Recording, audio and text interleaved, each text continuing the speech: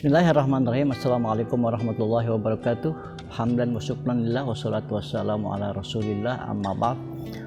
Rabbi shrah li sadri wa yassir li amri wahlul 'uqdatam min lisani yafqahu qawli. Jumpa kembali mitra muslim di channel YouTube Satriani Wisata dalam episode khusus bulan Ramadan Kuldi, kuliah bersama Edi Hamdi, khusus di bulan suci Ramadan.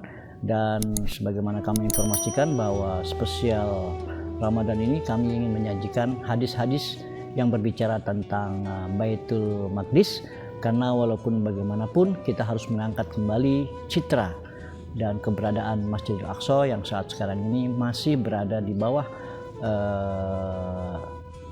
kungkungan atau penjajah Zionis Israel. Kita pada hari ini memasuki pada hadis yang kelima, ya. Pada hadis kelima. Hadis yang kelima ini dari Jabir. An Jabirin wa an Abi Zarrin. Kalau Abi Zar kita sudah kupas, ya. Mungkin hari ini kita bahas sedikit tentang rawi dari Jabir.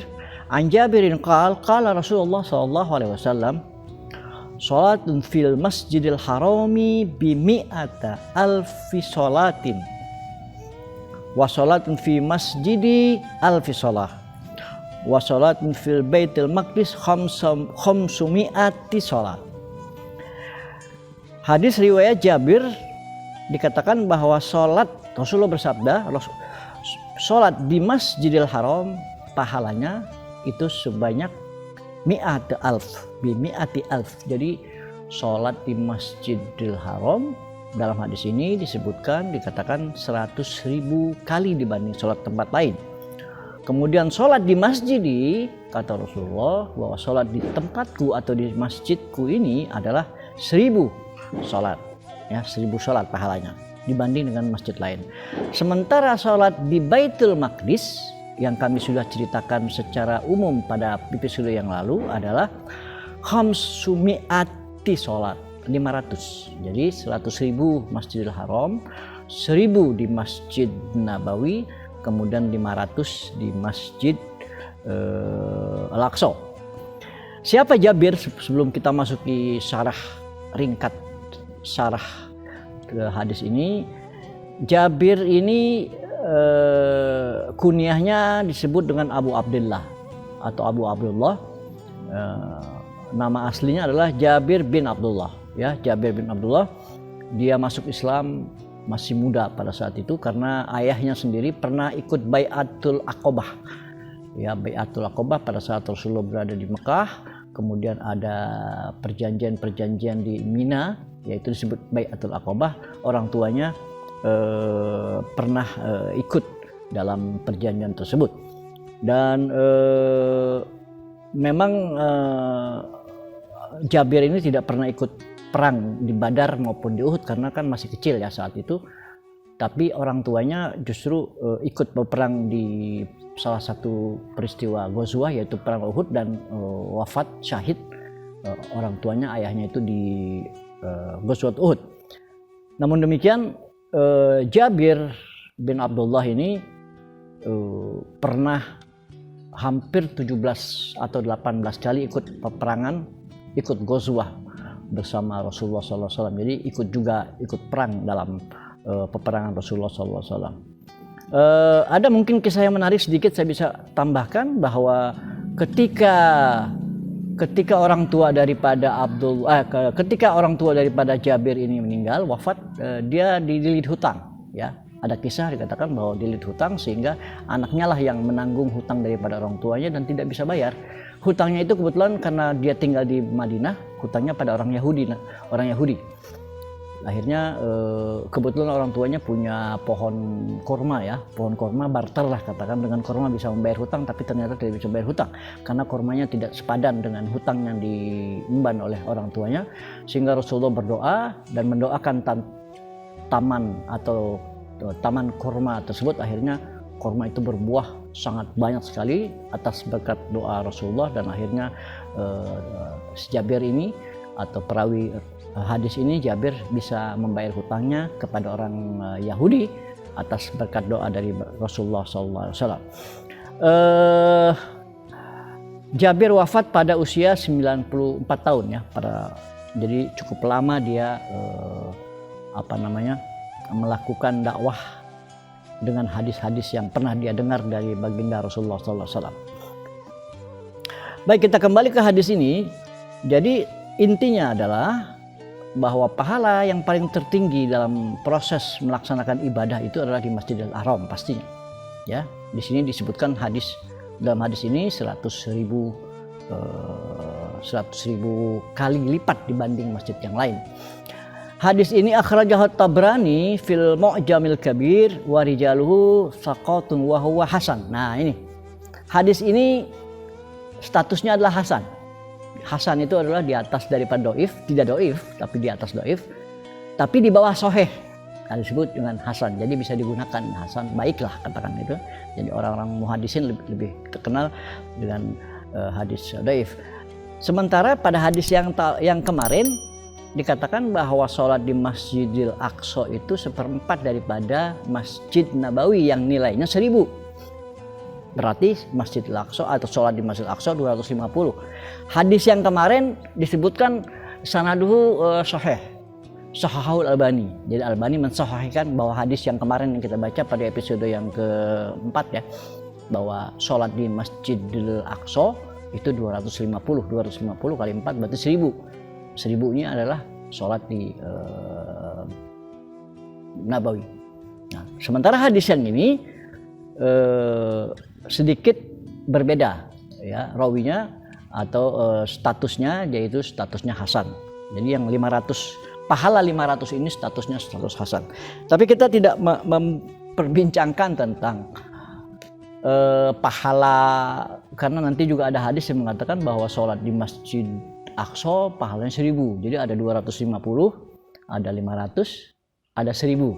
Nah, jadi apakah ini pertentangan? Tidak, bisa aja. Ini pada saat-saat tertentu kalau kita lagi sholat tidak khusyuk mungkin nilainya 250. Tapi kalau kita memang sudah khusyuk benar bisa nilainya 500 atau bahkan maksimum 1000. Jadi batasan-batasan inilah pahala ganjaran melaksanakan ibadah, terutama sholat 2 rakaat di Masjidil Aqsa. Jadi mitra muslim, intinya adalah bahwa yang perlu kita jaga adalah bukan hanya nilai pahalanya saja, tetapi kita umat Islam berkewajiban untuk menjaga 3 masjid umat Islam ya. Masjidil Haram di Madinah, di Mekah, kemudian Masjid Nabawi di Madinah, dan yang ketiga adalah Masjid Aqsa. 2 masjid ini sudah aman lah katakannya di bawah kekuasaan Bani Saud ya, Saudi Arabia. Nah, ini satu masjid nih yang diperbincangkan orang. Ini masjid kalau tidak disiarkan oleh umat Islam, jangan harap ini masjid akan tetap bertahan. Seperti juga sebuah negara yang namanya Andalusia di Spanyol. Islam pernah berkuasa di Spanyol itu kan 800 abad. 800 tahun lamanya Islam berkuasa di Andalusia. Tapi sekarang habis. Tidak ada umat Islam di sana. Mungkin ada sekarang 100-200 ribu saja. Padahal 800 tahun. Jangan sampai Masjidil Aqsa ini tragedinya akan sama dengan di Spanyol, dengan di Andalusia. Oleh karena itu saya selalu menghimbau kepada siapa saja umat Islam, ayo sama-sama kita menciarkan Baitul Maqdis, kita menciarkan Masjid Aqsa. Bukan hanya himbauan dari saya, tetapi hadis-hadis yang saya coba kumpulkan ini banyak sekali berbicara tentang Aqsa. Bahkan para sahabat sendiri tazakarna, kita selalu berdialog, kita selalu bertanya kepada baginda Rasulullah SAW tentang keutamaan Masjidil Aqsa.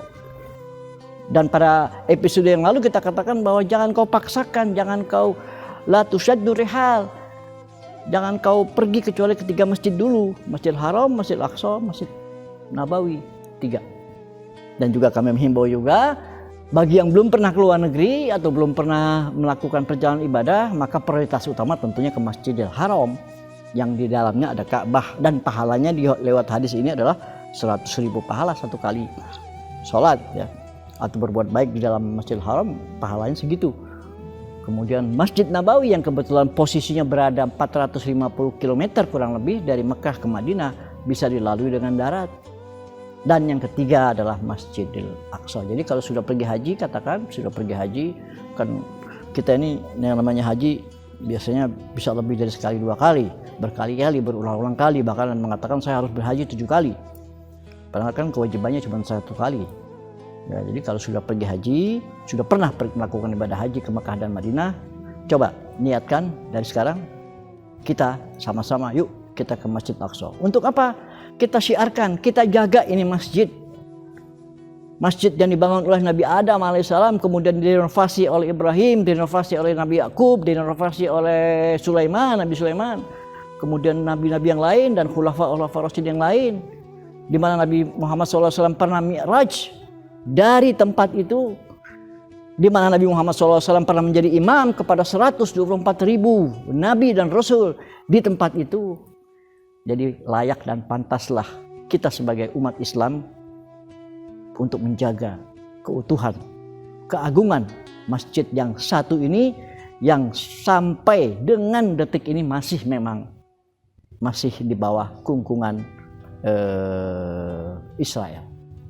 Dan tentunya semua umat Islam di dunia dimanapun selalu berdoa mudah-mudahan Palestina yang di dalamnya ada Masjid Aqsa bisa kembali lagi utuh ke tangan umat Islam di dunia.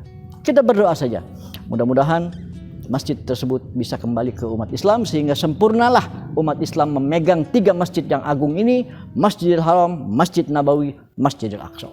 Seperti juga pernah dikembalikannya Recep Erdogan di Hagia Sophia, sebuah museum yang tadinya sebuah gereja kemudian museum, dan alhamdulillah sekarang sudah menjadi masjid, yaitu Hagia Sophia di Turki. Tidak mustahil lewat perjuangan jihad kita, doa kita, kita dapat mengembalikan masjid yang sangat agung, yang nilainya ada yang mengatakan 250 kali lipat, ada yang mengatakan 500 kali lipat, ada yang mengatakan 1000 kali lipat, kembali lagi ke umat Islam dan kita bisa beribadah dengan nyaman, dengan khusyuk di tempat di mana bumi para nabi berkumpul pada saat mi'rajnya Rasulullah Shallallahu Alaihi Wasallam. Demikian mitra Muslim, lebih kurangnya mohon maaf. Insya Allah kita ketemu lagi pada episode berikutnya, yaitu pada hadis yang ke-6, dan Allah memberikan kesehatan kepada kita sekalian. Dan karena episode ini adalah khusus episode tentang Baitul Maqdis, mari kita selalu berdoa agar Masjidil Aqsa kembali lagi ke umat Islam dan kita dapat melaksanakan ibadah di sana dengan sebaik-baiknya. Lebih kurangnya mohon maaf. Wallahul muwaffiq ila aqwamit thariq. Wassalamualaikum warahmatullahi wabarakatuh.